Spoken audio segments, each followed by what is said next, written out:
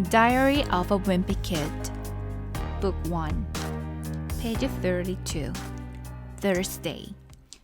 Yesterday, Roderick got a new heavy metal CD, and it had one of those parental warning stickers on it. I have never gotten to listen to one of those parental warning CDs because Mom and Dad never let me buy them at the mall. So I realized the only way I was gonna get a chance to listen to Roderick's CD was if I snuck it out of the house. This morning, after Roderick left, I called up Raleigh and told him to bring his CD player to school. Then I went down to Roderick's room and took the CD off his rack. You're not allowed to bring personal music players to school, so we had to wait to use it until after lunch when the teachers let us outside. As soon as we got the chance, me and Raleigh snuck around the back of the school and loaded up Roderick's CD. But Raleigh forgot to put batteries in his CD player, so it was pretty much worthless. Then I came up with this great idea for a game. The object was to put the headphones on your head and then try to shake them off without using your hands. The winner was whoever could shake the headphones off in the shortest amount of time. I had the record with 7.5 seconds, but I think I might have shook some of my feelings loose with that one. Right in the middle of our game, Mrs. Cragg came around the corner and caught us red-handed. She took the music player away from me and started chewing us out.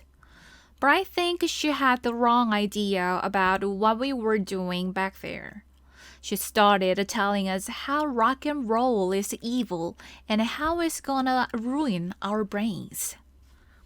I was going to tell her that there weren't even any batteries in the CD player, but I could tell she didn't want to be interrupted. So I just waited until she was done, and then I said, "Yes, ma'am." But right when Mrs. Cragg was about to let us go, Raleigh started blubbering about how he doesn't want rock and roll to ruin his brains. Honestly, sometimes I don't know about that boy. Friday. Well, now I've gone and done it. Last night, after everyone was in bed, I snuck downstairs to listen to Roderick's CD on the stereo in the family room. I put Roderick's new headphones on and cranked up the volume really high. Then I hit play. First, let me just say I can definitely understand why they put that parental warning sticker on the CD. But I only got to hear about 30 seconds of the first song before I got interrupted. It turns out I didn't have the headphones plugged into the stereo, so the music was actually coming through the speakers, not the headphones. Dad marched me up to my room and shut the door behind me.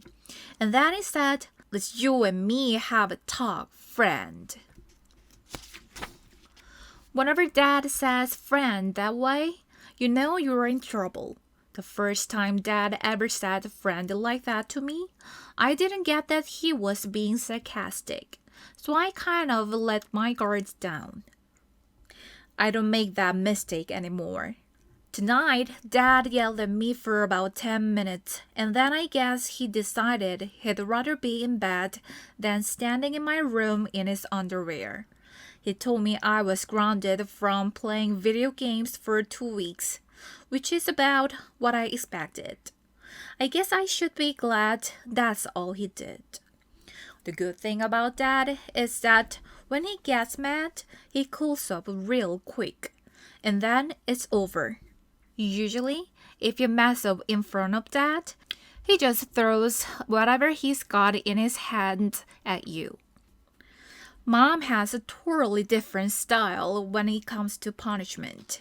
If you mess up and Mom catches you, the first thing she does is to take a few days to figure out what your punishment should be.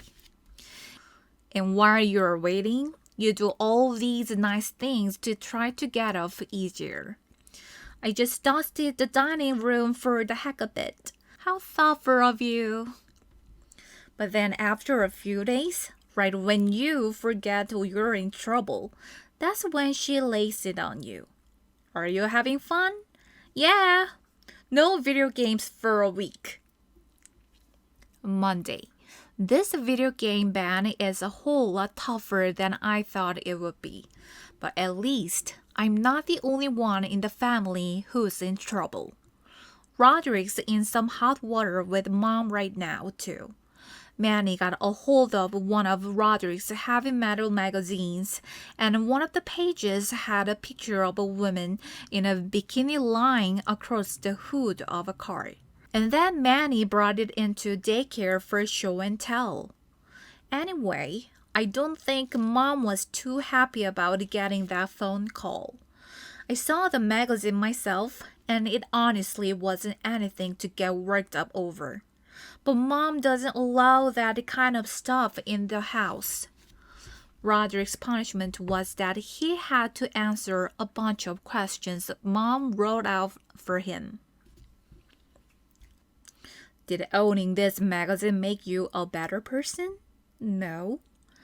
Did it make you more popular at school? No. How do you feel about having owned this type of magazine now? I feel ashamed. Do you have anything you want to say to women for having owned this offensive magazine? I'm sorry, women. Wednesday. I'm still grounded from playing video games, so Manny has been using my system. Mom went out and brought a whole bunch of educational video games, and watching Manny play them is like torture. What number comes after 2 and rhymes with 3? 3. The good news is that I finally figured out how to get some of my games past Raleigh's dad. I just put one of my discs in Manny's Discovering the Alphabet case, and that's all it takes. Thursday.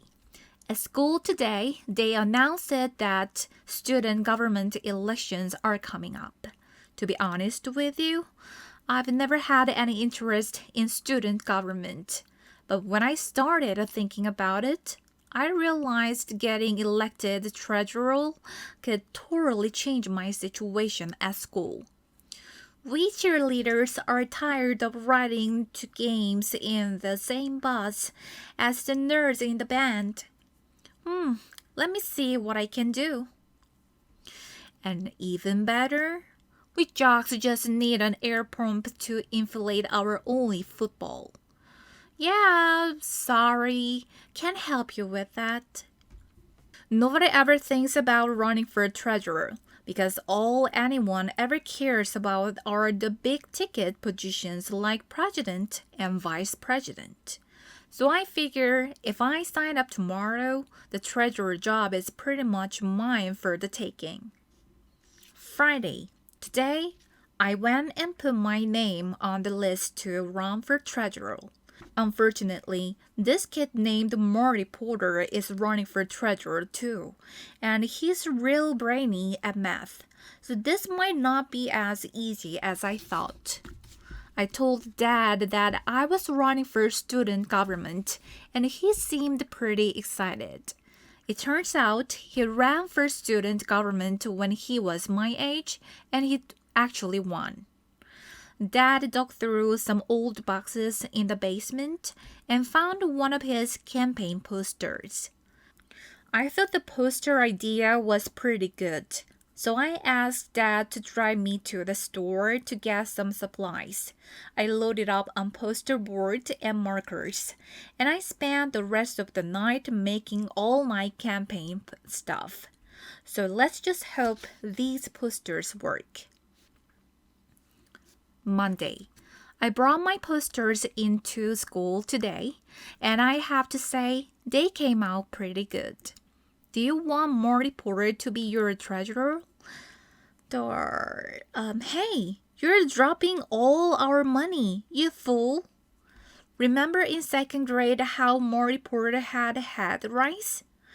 Do you really want him touching your money? I started hanging my posters up as soon as I got in. But they were only up for about 3 minutes before Vice Principal Roy spotted them. Mr. Roy said you weren't allowed to write fabrications about the other candidates. So I told Mr. Roy that the thing about the head rice was true, and how it practically closed down the whole school when it happened. But it took down all my posters anyway.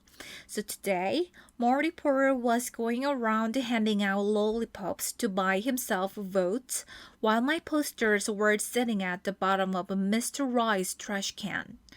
I guess this means my political career is officially over.